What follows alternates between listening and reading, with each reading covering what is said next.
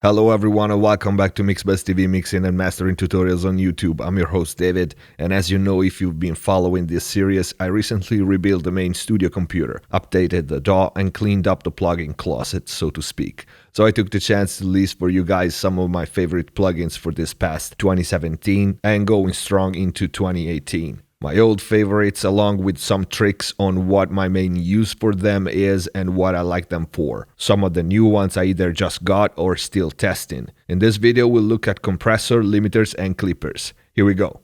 Believe it or not, I tend to be quite minimalistic with variety with my plugin compressors, mostly because I rely on my hardware for compression, but still I found the ones that work for me and I didn't really find many new ones that replaced the ones I liked. So the first one would be Waves API 2500. It's still one of my favorite workhorse compressor for everything, from drums to guitars to synths to background vocals. I tend to use the old mode in med tone for general purpose and the new mode for pumping effects and when I want it to be a little more snappy. I do use it to replace my hardware successfully here and there when I need more than one. Next, my favorite color compressor is still the MJUC. Stupidly good regardless the price. This one is for me still the benchmark for tube-like compression in digital world. Amazing on vocals, bass and everything that needs warmth and color. Also pretty versatile, although not for everything. The modes and the various models are all good in their own way. Not a snappy one, although the MK3's punch function can be interesting on percussive material too. Try it. The color on this thing is on par with the best hardware out there in my opinion. Usually my very first choice for vocals, especially female vocals. My choice for 1176 as I sold my hardware units is the CLA 76. To me, again, this worked very well for everything I would use a real 1176 on, although I haven't tried the UAD.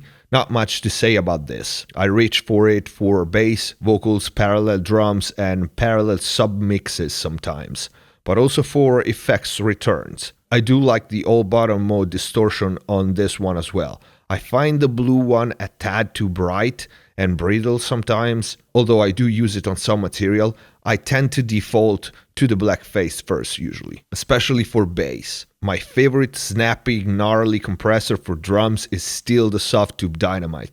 Amazing grunt box for parallel kick and snare. That's pretty much my main use, but it's a fantastic gate also if set properly. Get to know this one. It's a little bit tricky with the routing and the function and how they name it, but it will surprise you. Very nice distortion on it as well if you make the output clip. Next, one that I started to like recently is the FabFilter Pro C2. I neglected getting to know this compressor because I saw it as just another general purpose compressor and I was already using the stock Pro Tools one and R compressor for that.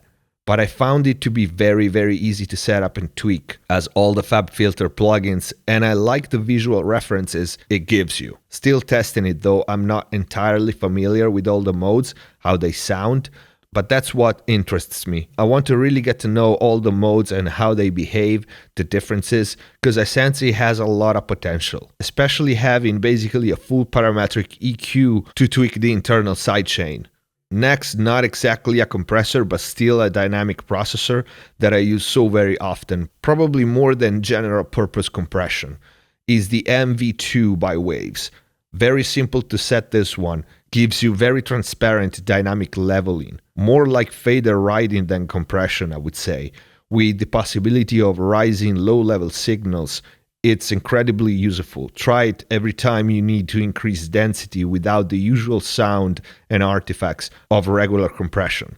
3 sliders, 10 seconds to set. Vocals and bass are my favorite elements where to use this one. Funny enough, I think it does a better job of fader riding than vocal and bass rider respectively. And I also use it often for effect returns, like delays and verbs, to increase their density, and for some special trick in mid-side on the tubas that I've shown you in a video not long ago. It has a big brother, more tweakable, it's called Max Volume.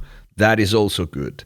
Before going into the multiband ones, let me mention the only 2 de-essers that I use, which are the old Waves de-esser. That's my de-esser 90% of the times. and the FabFilter Pro DS when I need a little more control or for some specific tasks. But honestly, I tend to use more dynamic EQs for DSing, namely Tokyo Tone Lab Nova for single tracks and Isotope Dynamic EQ for mastering. But the Waves de-esser is not only great for de-essing vocals, I use it also for overheads and cymbals, harsh guitars, and after anything with heavy saturation on it. In which case I can go really heavy-handed with the gain reduction with it. Now, multiband compressors, while my favorite for broad strokes is my hardware Drummer 1973, I only have one, and often I need more surgical control, and some multiband plugins are pretty amazing. Among my favorites, there's the FabFilter Pro MB. Not so surgical, but extremely musical, this one.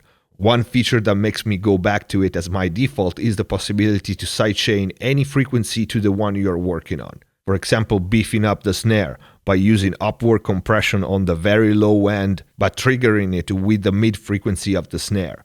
Same for precisely trigger S's on vocals and controlling low mids on guitars, or harsh ranges from 2, 3, 6K on synths. Again, I tend to use this one with fairly wide bells. More surgical is the Waves C6, the sidechain version. Still one of my favorites to sidechain the low end of a bass to duck under the kick when using external sidechain for individual bands. The C6 is still one of my favorites for vocals too, those ones that have a very wild dynamic in different ranges and also not so steady performances because of that. Next, the Waves Linear Multiband is one of those secret weapons for two-bus when for some reason a mix doesn't glue properly. One of those plugins that you feel like you're cheating when you use it because it can really make a mix come together, even if you put it on the two-bus when you're in an advanced state of the mix. Pretty crazy how well it works sometimes, and kinda deceiving because you generally think of color and character when you think of glue for a mix. But this linear phase multiband compressor has a specific way to handle dynamic, and a specific sound that I never found in any other plugins. Kinda old, but still top in its category. My application mostly is two-bus occasionally, but when needed, nothing can replace it. With this one, a little goes a long way. Gain reduction meters barely moving is already a lot. I really wish Waves would revamp the GUI because it deserves it. Still in the dynamic category, Transient Designers. I love the Flux Bittersweet. It's free, definitely get this one. And then one of the most underrated plugins, I feel, the Waves Trans X, specifically the multiband one. It's pretty amazing at things you wouldn't think of taming with a Transient Designer, like for example acoustic guitars that are too peaky, and bass too, or some synths, percussion, and vocals too, especially rap vocals. Try it, it will surprise you. If set correctly, it can really smooth out on harsh vocal performance. Try it on those vocals where a regular de-esser doesn't cut it, because the performance is overall harsh and spitty, but also because of hard consonants or too bright mics. It's pretty amazing how naturally tames those transients. Limiters and clippers. My go-to for single tracks limiting, you know this if you follow the channel, is still the good old L1 from Waves. What can I say? I like this limiter on everything from vocals to bass to drums to effect returns. It just works. And I guess I'm used to its sound. I use it anywhere from 1-2 dB of limiting on many tracks in a mix to completely set on stun with like 20 dB of gain reduction to take, for example, the life out of things for specific effects like parallel snares, or to add sustain and remove the attack completely before sending it to an effect like a verb or a delay.